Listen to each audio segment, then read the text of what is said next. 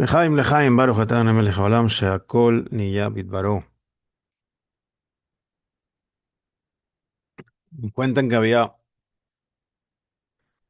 un rabino en la yeshiva que se llamaba Tom Hate Mimi, que decía que hay dos formas de hacer teshuvá, hay dos formas de regresar al camino correcto y enderezarte, por decir así.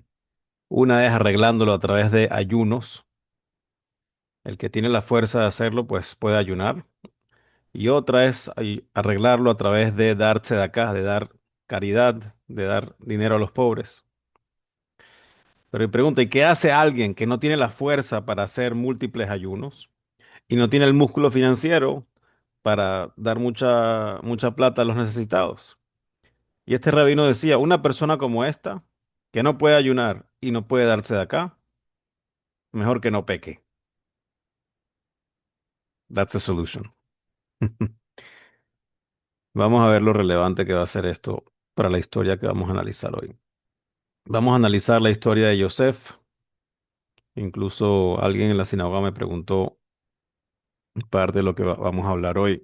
Me lo preguntó esta semana. Y todo esto está basado en un shiur de hace varios años del rabino Y. Jacobson. Entonces, la parashá de esta semana, Vayigash, culmina un proceso de tres parashiot con muchas emociones, con mucho drama de toda la historia de Yosef, con situaciones incómodas, ventas, cárcel, sueños, eh, secretos, etcétera. Y la idea de lo que vamos a ver hoy es tratar de entender por qué las cosas sucedieron como sucedieron, y especialmente desde la perspectiva de Yosef, por qué Yosef tomó las decisiones que tomó, siendo virrey de Egipto. Pero para eso vamos a hacer un muy breve resumen de toda la historia. Yosef es el hijo favorito de Jacob y recibe el Ketonet Pasim, una túnica colorida muy especial.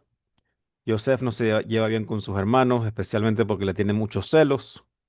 Yosef tiene unos sueños en donde su hermano tienen que arrodillarse frente a él. Y Jacob un día manda a Yosef a ver cómo están sus hermanos que estaban con los rebaños.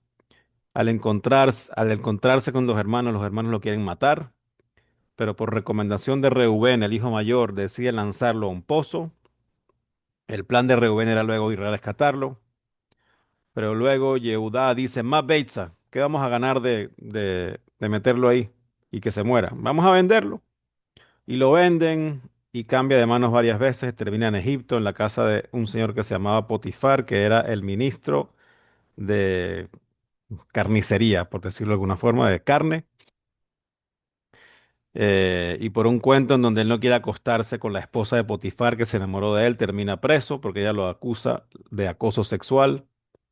En esa cárcel está la situación famosa de los sueños del panadero y el mayordomo. Y unos años después, el faraón tiene sus propios sueños de las vacas gordas, las vacas flacas, de los trigos. Yosef los interpreta y se convierte en el virrey de Egipto. Pasan los famosos 7 años de abundancia y comienza la hambruna. ¿Ok? Eso es un súper resumen de la situación y llegamos a Parashat Vayigash, que es la que leemos esta semana y donde vamos a tratar de entender toda esta historia. La historia continúa en Parashat Vayigash, que los hermanos bajan a buscar comida. Yosef los ve, los reconoce, pero ellos no lo reconocen a él. Y en verdad, parte de esto ya vino la semana pasada, no en Vayigash. Yosef les habla muy fuerte, los acusa de ser espías, los mete preso por 3 días. Y luego de 3 días los deja ir, pero se queda con Shimón. Se queda con su hermano Shimón en la cárcel y les dice, mira, si quieren que libere a este Shimón, tráigame a su supuesto hermano menor que se llama Benjamín, para de verdad que ver de que ustedes son personas honestas y no son espías. Los hermanos se van y él les mete el dinero de vuelta que pagaron en sus bolsos. Regresan a la tierra de Israel o Eretz Kenán en ese momento y se preocupan cuando ven que el dinero está de vuelta ahí. No entienden, Dios, ¿qué me hiciste? Ahorita me van a acusar de ladrón. Jacob no está nada contento con la situación. Ahora me quitaron a Shimón y ahora me quieren quitar a Benjamín. Y yo no quiero entregar a Benjamín porque ya perdí a mi esposa, ya perdí a Yosef, ahora perdí a Shimón y ahora no quiero perder a Benjamín también. Pero eventualmente se empieza a acabar la comida y hay que ir a Egipto de nuevo. Jacob Todavía no quiere mandar a Benjamín por miedo a perder el único hijo que le queda de su esposa favorita, Rachel.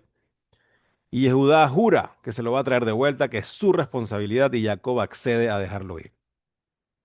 Esta vez Yosef lo recibe con mucha calidez, les prepara una comida especial, hacen un banquete y sienta a Benjamín al lado de él en su mesa y le da regalos a todos, pero a Benjamín le da 5 veces el regalo. O sea, el quíntuple del regalo que le dio a los demás. Luego los deja ir, pero vuelve a mandar a meter dinero en cada bolso y dice que manda a vender su copa, una copa supuestamente especial que él tenía, la meten en el saco o en el bolso de Benjamín. Los hermanos se van, pero luego los egipcios los persiguen, los encuentran y ven que tiene la copa de Benjamín, los traen de vuelta y Yosef le dice, así es como me pagan, Benjamín va a ser mi esclavo y el resto de ustedes se pueden ir. Y allí empieza realmente la Parashat Vayigash y Yehudá viene y le discute y ofrece, si quieres quédate conmigo, yo soy más fuerte, yo soy más esto, yo soy un mejor esclavo, deja que Benjamín se vaya, porque si no mi papá no va a sobrevivir y yo me quedo. Y ahí finalmente Yosef no aguanta más y se revela, Ani Yosef, yo soy Yosef, Haod Abihai, ¿será que mi papá sigue con vida?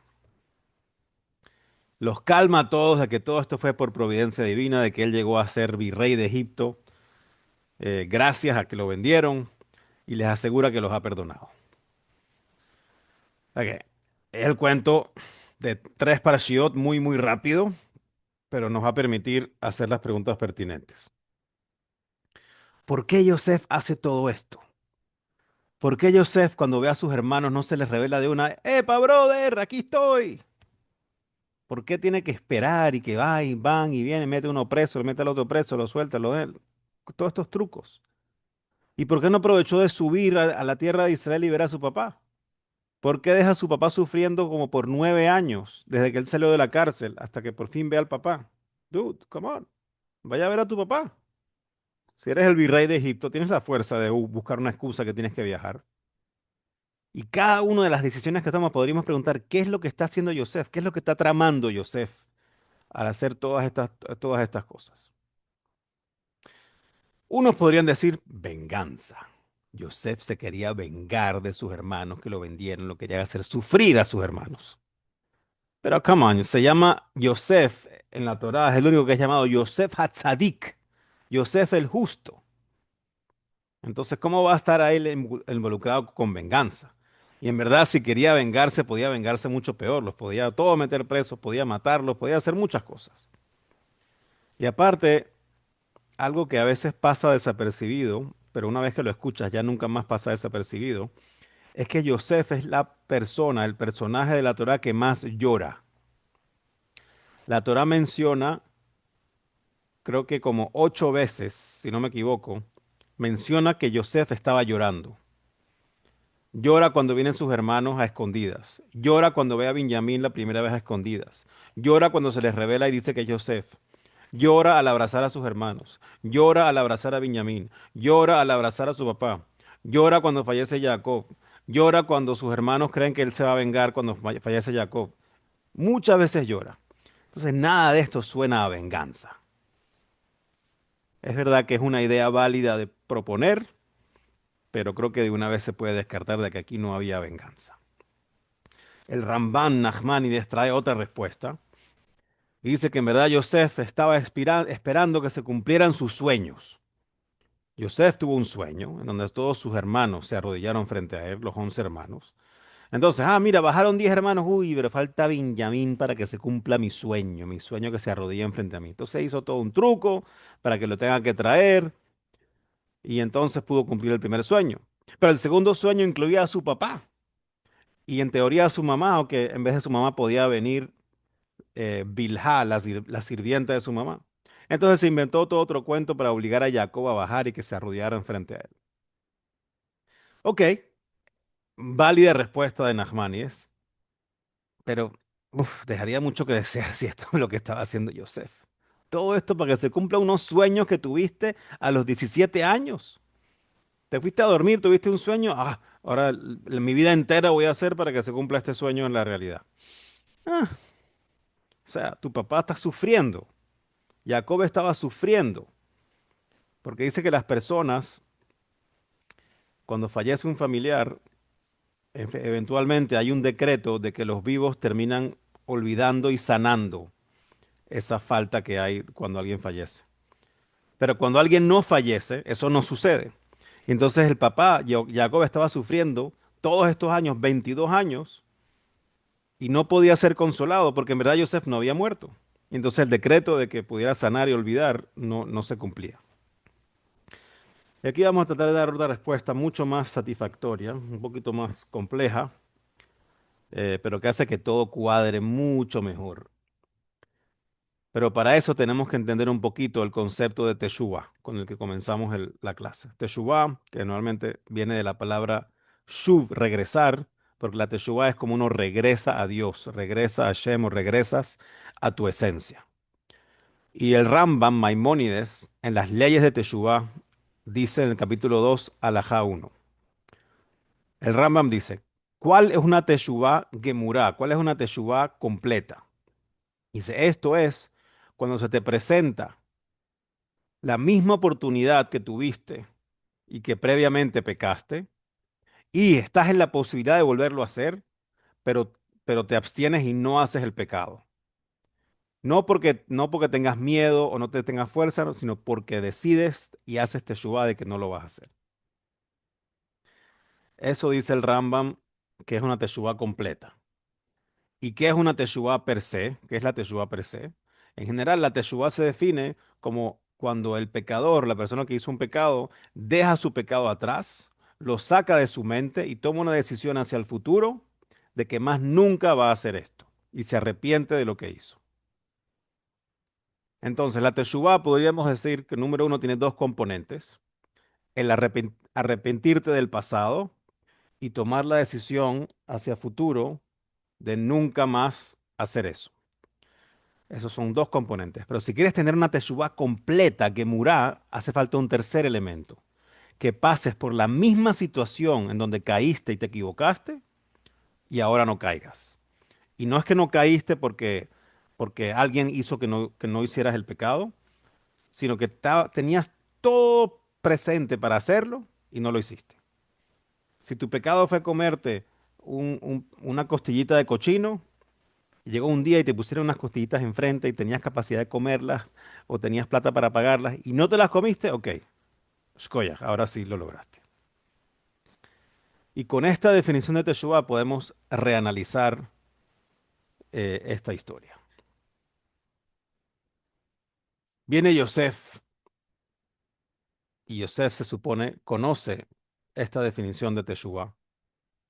Sabemos que Yosef pasó por una situación extremadamente fea, horrible, con la venta y la cárcel y todo eso, pero logró crecer y ser extremadamente, no exitoso, sino extremadamente exitoso, al punto de que él podía ver claramente la mano de Hashem, la providencia divina de todo lo que había sucedido y ya había realmente completamente perdonado a sus hermanos. Pero él no sabía cómo están mis hermanos y cómo está mi papá. Ellos sobrevivieron este episodio de la venta y la mentira como él ya lo hizo, o ellos están peleando entre sí. Ellos están bien emocionalmente, psicológicamente después de lo que me hicieron. Ellos están sanos y se han perdonado a sí mismos. ¿Será que mi papá sabe y ya los perdonó? ¿Cómo será esta situación? Es fácil de imaginar de que ahí hay un grave problema. Y entonces Yosef dijo, voy a empezar a aplicar los pasos de la Teshuvah. Yo necesito sanar a mi familia. Yo necesito que así como yo vi la providencia divina y no tengo ningún rencor de que mis hermanos me hayan vendido, yo necesito que ellos también lo vean y que mi papá también lo vea. Que mi familia pueda estar sana como ente familiar. Y entonces Yosef entiende que con los 7 años de abundancia y luego los 7 años de hambruna, eventualmente seguro sus hermanos van a tener que bajar. Y efectivamente sucede, y Yosef lo recibe en Egipto, ellos no lo reconocen porque él no tenía barba cuando se fue y no se esperaban que fuera el virrey, etcétera. Y les empieza a hablar fuerte y los acusa de cosas que ellos no hicieron y los mete presos por 3 días.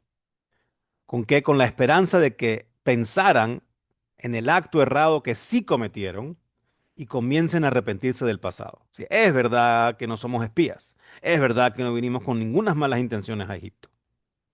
Ese pecado o esa cosa negativa no la hicimos. Oye, pero ¿sabes qué sí hicimos? Vendimos a nuestro hermano. Les dio una oportunidad por 3 días de empezar a maquinar en la cabeza.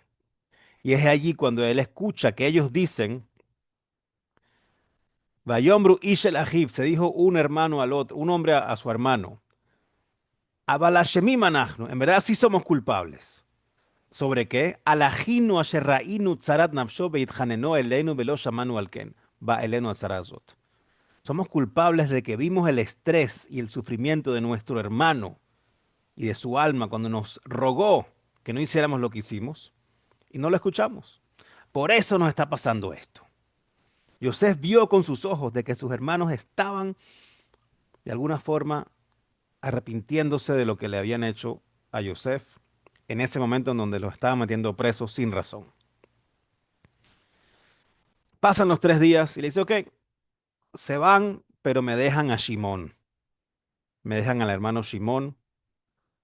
A Reubén no le iba a meter preso, porque Reubén, Yosef reconoció, le estaba tratando de salvarlo. Los hermanos lo querían matar. Reubén dijo, no, que lo van a matar, láncelo en el pozo. Y su plan, él no lo dijo, pero el plan de Reubén era luego ir y salvarlo. Entonces él a Reubén no lo va a meter preso. Entonces aquí metió preso al siguiente hermano mayor que era Shimón. Al siguiente hermano mayor que era Shimón, que aparte sabemos que él lo quería separar de Leví, del tercer hermano, porque Shimón y Leví destruyeron la ciudad entera de Shem, como en el cuento de Diná que contamos hace unas semanas. Y déjame separar estos dos, porque estos dos son como una bomba atómica, una bomba nuclear. Los voy a separar, meto a Shimón preso, que es el hermano mayor culpable, y los demás que se vayan. Ok, y al pedir que traigan a Benjamín, si lo traen, dice, si ellos llegan a traer a Benjamín, para eso, para Yosef eso es prueba de que ellos tomaron una decisión de cambiar hacia el futuro, de que ellos tomaron la decisión de no solamente nos arrepentimos de haber vendido a Yosef, sino más nunca vamos a hacer algo así. ¿Por qué? Porque Yosef sabe que su papá, Jacob, no va a confiarle a Benjamín sin Jacob sentirse cómodo de que lo iban a cuidar. La realidad es que Jacob se supone no sabía exactamente lo que pasó con los hermanos y Yosef, pero obviamente se temía de que algo no bonito había sucedido y no confiaba plenamente en ellos y no quería mandar a Benjamín. Entonces, si Benjamín se aparece, significa que Jacob realmente sintió que hubo un cambio. Y eso le demostraría a Yosef que el segundo paso de la Teshuvah se podía haber ya ejecutado. El paso de no solamente arrepentirse del pasado, sino tomar una buena decisión de que no voy a hacer más nunca esto en el futuro. Y efectivamente, Yehudá, el mismo que había promovido la venta de Yosef, fue el que se vuelve responsable y le dice a su papá, voy a ser responsable de mi hermano en este mundo y en el mundo por venir. Si no te lo traigo de vuelta, yo voy a ser culpable de esto. Toma una responsabilidad eterna por su hermano. ¿Ok? Entonces viene con Benjamín y Yosef dice, great. Paso uno, check. Paso dos de la Teshuvah, check. Pero falta el paso tres. El paso tres para que sea una Teshuvah Gemurá, para que sea una Teshuvah realmente completa. Y Yosef trata de recrear, como él puede, la misma situación que sus hermanos pasaron para ver si vuelven a caer o no. Los hace pasar por una discusión primero con su papá, en donde claramente el papá empieza a mostrar favoritismo hacia Benjamín. Benjamín, que es el único hijo que me queda de Rachel, bla, bla, bla, bla, bla, bla. Entonces los hermanos empiezan a sentir un poquito de celos de Benjamín. Oye, ¿por qué quieres tanto a Benjamín y no a mí? Luego cuando llegan, Yosef sienta a Benjamín al lado de él en su mesa. A los demás también les da comida y los sienta en las mesas, pero el que estaba al lado de él es Benjamín. Uy, mire, le están dando preferencia a Benjamín. Luego le da regalos a todos, pero les da 5 veces la cantidad de regalos a Benjamín que a los hermanos. Otra vez, como causando celos hacia Benjamín. Se van, ¿y a quién le encuentran la copa? Ahí va el bobo de Benjamín. Ay, el preferido otra vez haciendo cosas malas.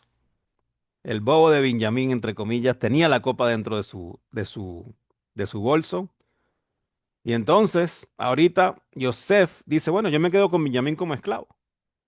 Es igual como la venta de Yosef, que también lo vendieron como esclavo. Dice, uy, tenemos la oportunidad perfecta. El bobo de Benjamín se robó la copa del virrey, no sé qué le pasa, lo metieron preso. ¡Pum! Se fue Benjamín y ya no tenemos favorito. Esa es la situación que se les presenta a ellos. Ellos pueden llegar a su papá, papi, no sé qué le pasó a Benjamín, se puso como un ladrón, se robó la copa del virrey. What could we do? No podíamos hacer nada. Pero no way. Yehudá lo defiende. Yehudá se le sube la voz a Yosef y le dice, no te vas a quedar con Benjamín. Si quieres te quedas conmigo, pero no te vas a quedar con Benjamín. Méteme preso a mí, agárrame a mí de esclavo, pero no a Benjamín. Oh, ok. Aquí se presentó la misma situación y Yehudá y sus hermanos estaban en capacidad de decir, ok, Joseph, Benjamín, nice to know you, le mandaremos saludos a papá y se podían haber ido, pero no. Se presentó la situación y el mismo que había promovido la venta fue el que vino y él se expuso a sí mismo. Dice, no, Benjamín se va y yo me quedo.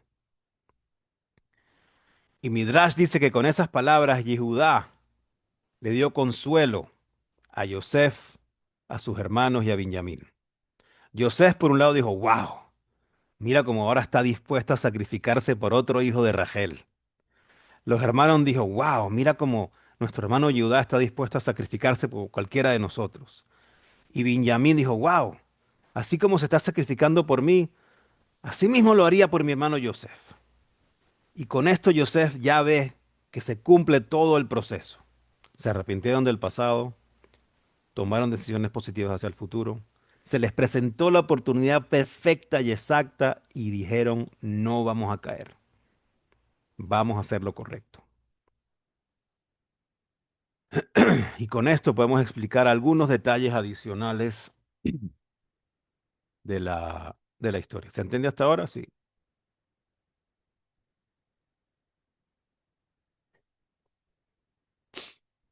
Ok, el Al-Shich, que es un comentarista del siglo XVI que vivía en Tzfat, explica que el pecado original de los hermanos consistió de 5 elementos. Número uno, le hablaron negativamente a Yosef. Número dos, trataron y planearon matarlo. Número tres, lo lanzaron en un pozo. Número cuatro, lo vendieron. Y número cinco, mintieron acerca de su muerte y hicieron sufrir mucho a Jacob. Mucho, mucho a Jacob. Como cuentan la historia que había un rey escapándose de un golpe de estado. Y un campesino lo ve y lo esconde en su casa. Y lo buscan por todos lados y no lo encuentran. Al final se salva y termina volviendo al trono a ser rey. Y trae al campesino y le ofrece lo que quieras. O sea, si no fuera por ti, tú hubieras muerto. Le ofrece lo que tú quieras. El campesino le dice, Rey, quiero saber cómo te sentiste cuando te iban a matar. El rey le responde, ¿qué? ¿Eso es lo que me pides? Vas preso y te vamos a ahorcar. Y se lo llevan y está a punto de matarlo. Y el señor, ay, pero ¿qué hice? ¿Qué hice? Y el rey dice, suéltenlo, suéltenlo. ¿Y qué pasó? Me pediste, querías saber cómo yo me sentía. Te hice sentir lo que yo sentí cuando te amenacé con la muerte. Perdón que lo hice de esta forma, pero si no experimentabas lo que yo experimenté, no lo hubieras entendido. Gracias por salvarme. Entonces, Alshis dice que Yosef quería que sus hermanos hicieran teshuvá por cada uno de estos 5 elementos, haciéndolos pasar de nuevo por situaciones similares para que entendieran lo que hicieron. Entonces, le hablaron negativamente a Yosef, ahora Yosef le habló muy fuerte en Egipto, sin ellos merecerlo. Trataron y planearon de matar a Yosef. Él los acusa de espías, cuyo castigo en ese momento era la muerte, si se comprobaba que eran espías. Lo lanzaron a un pozo, él los mete preso por 3 días, sabiendo que las cárceles en Egipto eran bajo tierra, eran pozos. Lo vendieron y ganaron plata. ¿Y qué hizo Yosef? Les metió el dinero de vuelta en las bolsas para que ellos sintieran como si se hubieran robado ese dinero, como si hubieran ganado plata de forma negativa como cuando vendieron a Yosef. Y ellos hicieron sufrir mucho a Jacob con con la mentira de de que había fallecido Yosef, y él los hace sufrir a ellos, específicamente con Benjamín, que era justo el que tenían que proteger. Si quizás si otro hermano hubiera aparecido con la copa en la bolsa, ellos dijeron, bueno, está bien, quédatelo. Pero a Benjamín tenían que protegerlo. Entonces Yosef podía haberse revelado mucho antes, pero Yosef tenía el objetivo de reparar a toda su familia, de que todos hicieran teshuvá, de que entendieran lo que hicieron, se arrepintieran, tomaran decisiones hacia el futuro y también entendieran de que todo esto venía también orquestado desde arriba, de que todos puedan perdonarse, de que todos puedan llevarse bien unos con el otro y de esta forma puedan ser una familia realmente completa de nuevo. Eso es lo que Yosef estaba tratando de hacer y eso le tardó todo este tiempo hacerlo. Antes de terminar, vale la pena mencionar que el martes que viene, que es ¿qué? El 30, el martes 30 que viene es el ayuno de Asará Betebet, del 10 Betebet. Es un ayuno porque en el año 3336 de la historia, que es el año 425 antes de la era común, los babilonios sitiaron a Jerusalén, a Jerusalén, eventualmente destruyendo el templo 30 meses después, el 9 de Ab del año 3338. Originalmente también había un ayuno el 8 de Tebet, que caería este año el domingo, conmemorando el día que el rey Ptolomeo de Grecia reunió a 72 sabios y los hizo traducir la Torá al griego. Y se considera algo negativo porque el objetivo era distorsionar y humanizar a la Torá quitándole su índole divina para que formara parte de la biblioteca del rey. Y originalmente había otro ayuno, el 9 de Tebet, conmemorando el fallecimiento de Esdra a Sofer, Esdra que fue el que liderizó la reconstrucción del segundo templo y paró la epidemia de matrimonios mixtos y tuvo un rol muy crítico en el desarrollo de los rezos, etcétera, etcétera. Pero eventualmente se juntaron los ayunos del 8 y el 9 al 10. Y hoy ayunamos el 10 principalmente porque se sitió Jerusalén y ese fue el comienzo de la destrucción, em, y luego con las otras dos razones. Y cualquier ayuno es un momento apropiado para despertar nuestro corazón y abrir los caminos de la Teshuvá, para arrepentirnos del pasado y para tomar buenas decisiones hacia el futuro. Y por eso hacemos el Ijot y se ayuna, etcétera, etcétera. Aparte de que, perdón, aparte de esas dos cosas, nosotros a nivel de Teshuvá no buscamos recrear la situación de tu pecado para ver si la pasas. Eso, si te sale de Hashem, si Hashem te pone la situación enfrente, entonces tienes la fuerza y la obligación de sobrepasar la prueba. Pero en nuestro proceso de Teshuvá, tú no buscas a propósito comprobar, déjame ver si hice Teshuvá bien. Déjame ponerme enfrente el plato de costillitas de cochino a ver si me las como o no. We don't do that. Si sucede algo y se te ponen enfrente, entonces ahí tienes la posibilidad de pasar la prueba. Em, y entonces, bueno, viene este ayuno que es un día idóneo para Teshuvá y lo que yo he estado pensando, y lo hablamos varias veces en los últimos meses, tuvimos el mes de Lul y el mes de Tishrei, que son meses siempre muy de acercarse a Hashem, muy de empezar a cumplir más cosas, de hacer más acciones positivas, de estudiar más Torah, de cumplir más mitzvot. Luego viene el mes de Heshvan, el mes de la caída, el mes de que no hay fiestas. Eh, y por lo menos yo sentí que logré sobrevivir muy bien Heshvan. Pero llega el mes de Kislev, el mes más oscuro del año, oscuro literalmente a nivel de lo oscuro que está afuera en el hemisferio norte. Y ya se empieza a sentir como que Rosh Hashanah, Kippur ya fue hace tiempo. Entonces llega el ayuno de Azarabe Tebet a tiempo, para recargar las baterías de la Teshuvah, ya entrando en el mes de Tebet. Entonces, esta historia de Yosef, que siempre se lee alrededor de de esta fecha, es bien relevante para nosotros. Por último, una pequeñita ideita más. Sabemos que en el rezo diario, en la Amidá, en el rezo diario, una de las brajot, de las bendiciones que decimos es Slach lanu, perdónanos Hashem, estamos pidiendo perdón por nuestros pecados. Pero aparentemente está como mal ubicada esa bendición. Sería mejor que antes de rezar pidiéramos perdón. Vamos a pedir perdón a Dios por lo que hicimos y luego vamos a rezar. ¿Por qué vamos a hacer en el medio del rezo, ni siquiera al comienzo, en el medio del rezo vamos a estar pidiendo perdón por nuestros pecados? Como que no cuadra.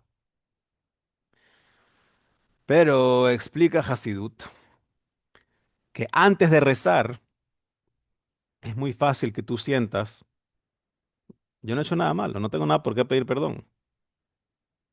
No hice ningún pecado anoche ni esta mañana, yo estoy tranquilo.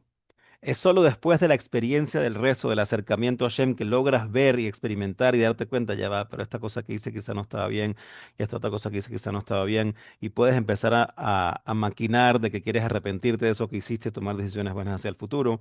Y es por eso que el perdón que le pedimos a Dios no está al principio del rezo, sino en el medio, en la cúspide del rezo, cuando ya tenemos más claridad y más visibilidad clara de lo que hemos hecho.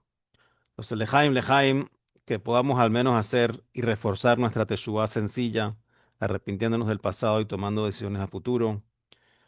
No busquemos ponernos a prueba para hacer la teshuva completa, pero si Hashem lo hace por ti, ten la seguridad de que puedes pasar la prueba. Y hagamos el esfuerzo de ayunar el próximo martes a Sarabe Tebet. Si pueden ir a la sinagoga a hacer selijot, vayan a la sinagoga a hacer selijot. Y tómate ese día 5 o 10 minutos para pensar qué cosas puedo mejorar, qué cosas quizás había decidido mejorar al principio de año, pero ya empecé a flaquear y lo tengo que reforzar. Este es el momento de fortalecer todo eso para que la razón del ayuno, que fue la eventual destrucción del templo, la podemos voltear con la llegada de Mashiach Tzidkeinu Bimhera B'Yameinu. Lejaim, lejaim.